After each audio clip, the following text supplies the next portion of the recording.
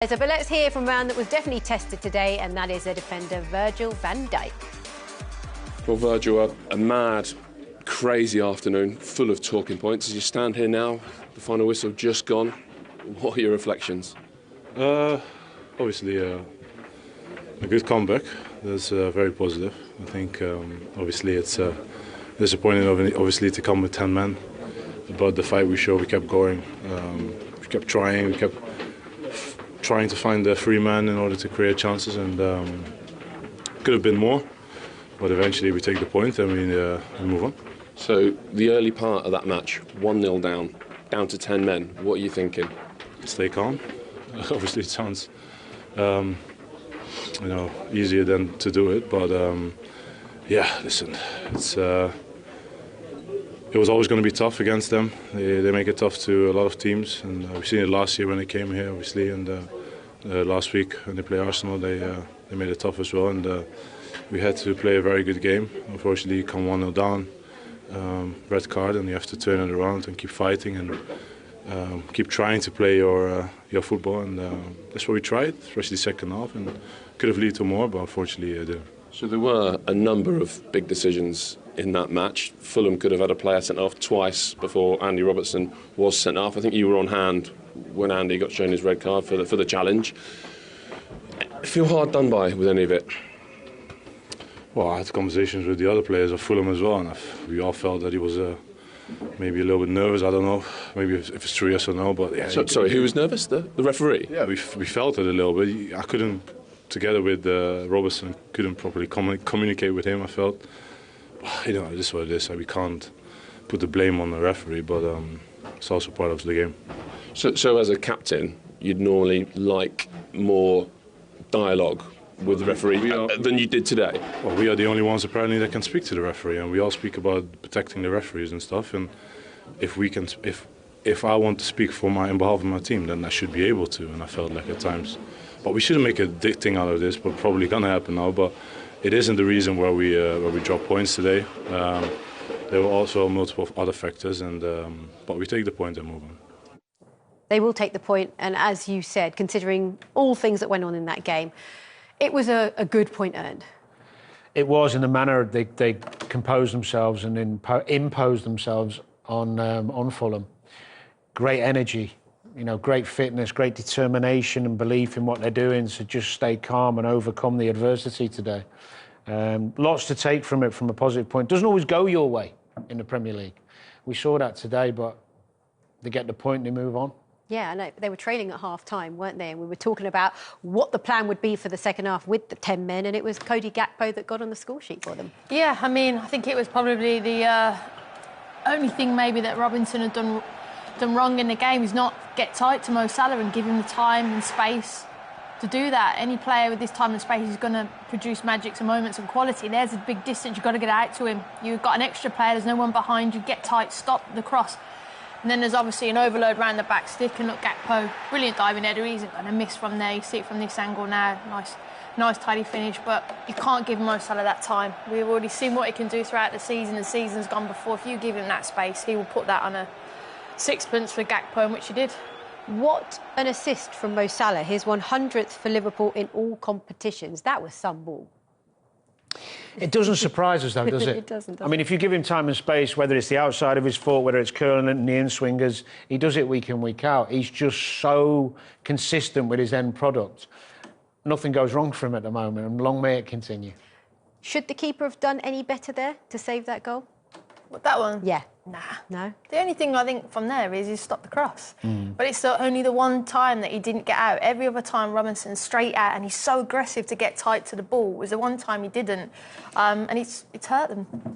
And it came at the right time, didn't it? Quite early on in the second half as well. They really needed to start the second half fast. Well, you could tell they were aware of that, and the fans went up, the players' confidence and energy went up, and then all of a sudden Fulham were on the back foot.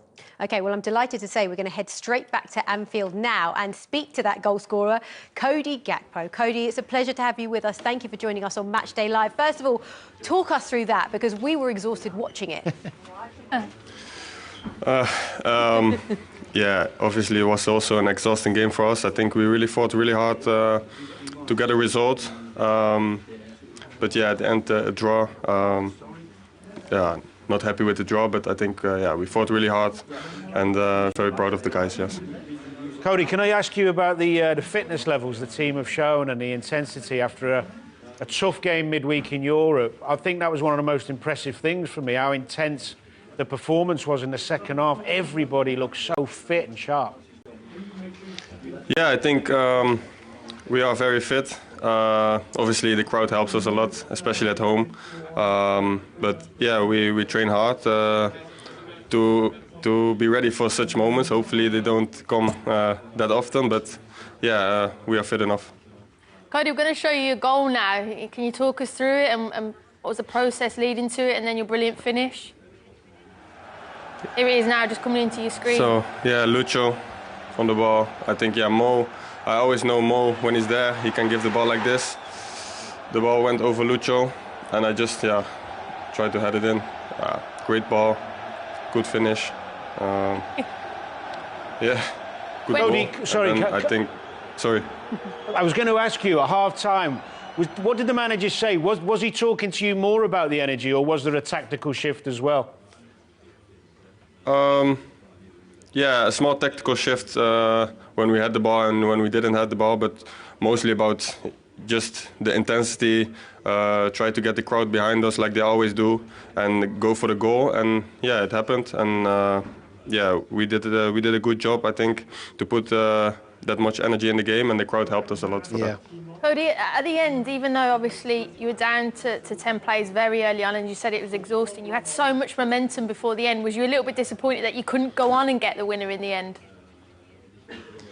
Yeah, I think we had some great opportunities at the end, and then yeah, it just needs to go in the right direction for the team. Sometimes it happens. Today it didn't, so a little bit unlucky in the last pass or in the finishing. But yeah, I think as a team we showed the character we have, and that we could make it, and hopefully it will never come that we are down with 10 men. But if it comes, we know that we can win.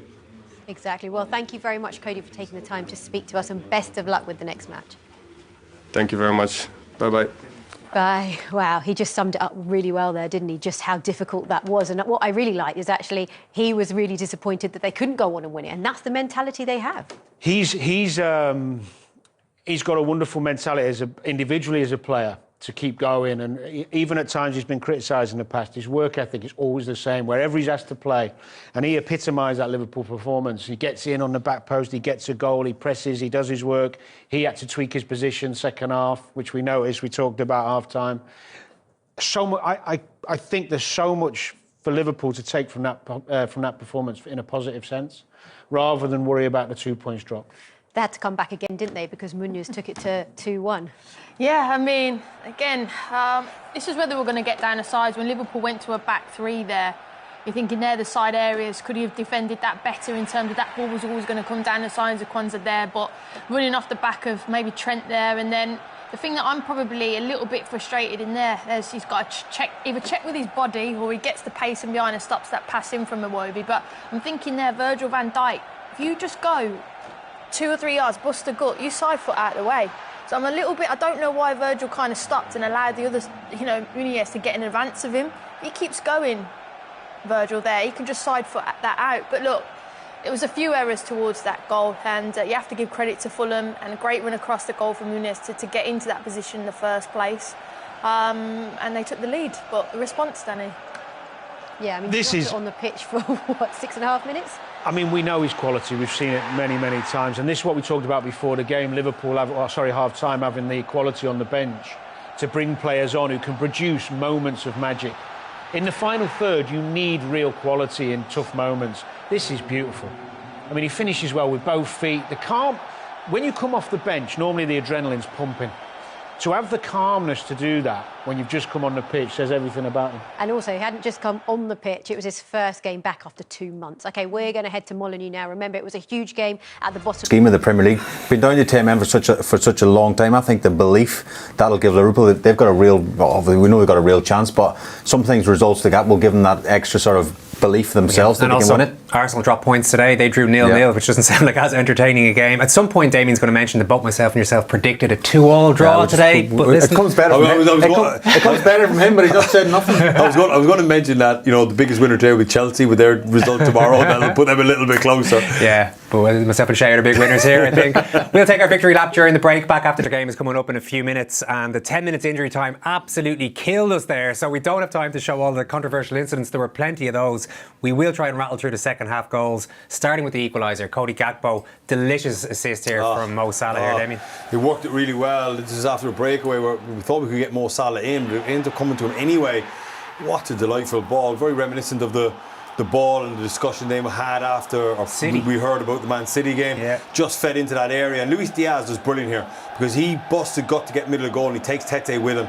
Suspicion of a foul. I think VR to check it. But if Diaz doesn't make that run, then Tete can probably back the pair of them. But look, as soon as he comes inside him, now he might get it, but as soon as it beats him, it gives him a great header, and it is a great header. Brave, heads it down, superb equaliser. Yeah, nicely taken from Cody Gakpo there. So at that stage, Liverpool are back level. They were down to 10 men in case you missed it. Andy Robertson was sent off. Fulham were causing them a lot of trouble down Trent Alexander-Arnold's side, and that's where they got their second goal. Yeah, I mean, Fulham were brilliant on the break, and you think obviously Liverpool being at home, they're going to have a lot of possession, but Fulham will be kicking themselves, if I'm being honest. This is where the goal comes from, down this side. Again, Trent jumped into midfield, I think, and Robinson, the left back, was brilliant in both ends of the pitch today for Fulham. And it's going to go down as a Muniz goal, but I think it might even be off Gomez. I think this angle's a really good angle here, Owen. I don't take it off from Shakeman. I'm not sure it's actually going in, but Smith Rowe's around the back post as well. If it goes, he'll probably have a tap in. But Fulham had so many opportunities like that to make it even more. But you're going to have to take risk if you're Liverpool with 10 men. You want to get back into the game, of course. But them away fans of Fulham will be. Not disheartened by the performance, but think they should have maybe got more. They had a good time. You could see them even post-match. I mean, it was an enjoyable game for everybody involved, really. Nobody could feel too terrible after a match like that at this stage of the season. Let's have a look at the equaliser. Diogo Jota, they've missed him. They've carried on pretty well without him, to be fair, but just to have this weapon to bring off. Listen, Cuenca, number 15 there, probably the only misstep that he's had all game. He just overshoots it. Thinks that he's going to take a touch on his left foot, but we know Diogo Jota very proficient with his left foot, his right foot, his head. Lovely little ball from Nunes. This touch here, and then chops it back onto it. Gives the goalkeeper the eyes. The goalkeeper gambles, and perhaps Shay could elaborate on that. But I think he just gambles that it's going to go to the far post and then reverses it inside. Yeah, I think Leno will be disappointed, if I'm being honest. Well, I know he's guessed and he's gambled, but your job as a goalkeeper is to get your balance, get set when he has a strike, and it's not gone in the corner as well. It's a good finish. We talk about maybe Nunes struggling in front of the goal. Jota again, he's a natural finisher, isn't he? He has done him with the eyes. Leno's lent and it's a goal, but as a goalkeeper, you're probably a bit disappointed. But again, you have lift off at Anfield, and then we're saying the kitchen sink's coming on in a minute from Liverpool because they really smelt blood at this point. They thought they're going to get back into they get a winner. Sorry, it's incredible, wasn't it? Because at one stage Van Dijk is up. There's an incredible goal scramble, but then at the other end, Alisson digs them out. Listen, a lot of the problems for Liverpool came down Trent's side, and listen, I love Trent, but being down to 10 men, he's just still so enthusiastic, so front foot, goes all the way in, presses, and listen, that channel down the side of Quanta was just getting exploited all night. But it was a great game. It was amazing. Super. If they'd won that, if they dug that one out and gotten all 3 points, you could have handed over the trophy. I think it's it'll feel like a three-pointer tonight because we 10 men for so long, and they get back from going behind twice. I think it's a brilliant result for Liverpool. Okay, you agree by the looks of things, but I've no more time for that. Maybe meet us in the pub afterwards or something for a little bit more post-match.